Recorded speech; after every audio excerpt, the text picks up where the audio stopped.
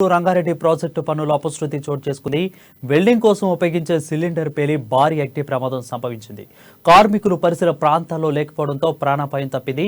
పనుల నిర్మాణం కోసం ఏర్పాటు చేసుకున్న షెడ్లు అన్ని చెల్లాచెదురుగా పడిపోయాయి. నాగర్ కర్నూలు జిల్లా కొల్లాపూర్ నియోజకవర్గంలోని కోడేరు మండలం తీగలపల్లి గ్రామ శివారులో జరుగుతున్న Palamuru Rangareddy project main canal పూడిక తీత పనుల్లో అపశృతి చోటు చేసుకుంది.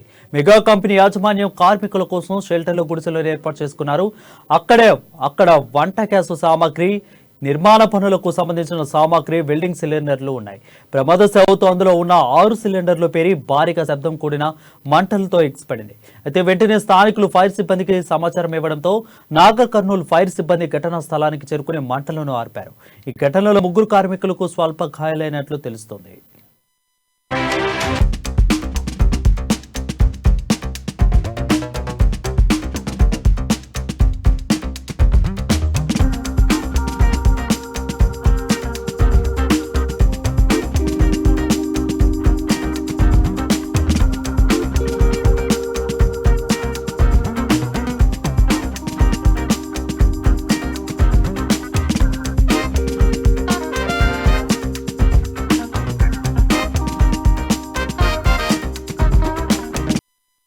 వీటిలో బ్రేకింగ్ చూస్తున్నాం. పాలమూరు రంగారెడ్డి ప్రాజెక్టు పనుల్లో అపశృతి చోటు చేసుకుంది. వెల్డింగ్ కోసం వినియోగించే గ్యాస్ సిలిండర్లు పేరి భారీ అగ్ని ప్రమాదం సంభవించింది. కార్మికులు పరిసర ప్రాంతాల్లో లేకపోవడంతో ప్రాణాపాయం తప్పింది. దీనిపై మరింత సమాచారం మా ప్రతినిధి ప్రదీప్ అందిస్తాడు. ప్రదీప్, చెప్పండి.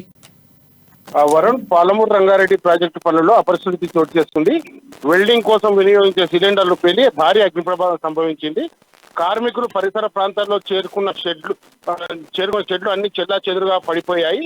ఈ ఘటన నాగర్ కర్నూలు జిల్లా కొల్లాపూర్ నియోజకవర్గంలోని కోడేరు మండలం తీగలపల్లి గ్రామం శివారులో చోటు చేసుకుంది.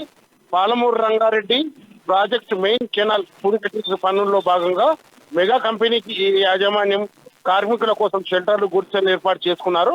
అక్కడే వంట సామాగ్రి, ఇతర నిర్మాణ పనులకు సంబంధించి సామాగ్రి, వెల్డింగ్ సిలిండర్లు ఉన్నాయి.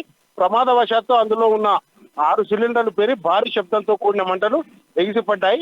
వెంటనే స్థానికులు ఫైర్ సిబ్బందికి సమాచారం ఇవ్వడంతో నాగర్ కర్నూలు ఫైర్ సిబ్బంది ఘటనా స్థలానికి చేరుకొని మంటలను ఆర్చారు. ఈ ఘటనలో 3 కార్మికులకు స్వల్ప గాయాలైనట్టు తెలిసింది. ఇది పూర్తిగా కార్మికుల నిర్లక్ష్యంతోనే జరిగినట్టు కూడా ప్రత్యక్ష సాక్షులు చెప్తున్నారు. వారు ప్రస్తుతం ఆ ముగ్గురి పరిస్థితి ఎలా ఉంది ప్రదీప్?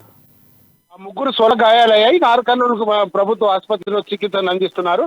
అయితే చికిత్స అనంతరం వారిని మళ్ళీ తీగలపల్లి పంపించేశారు. Varun, right, thank you Pradeep.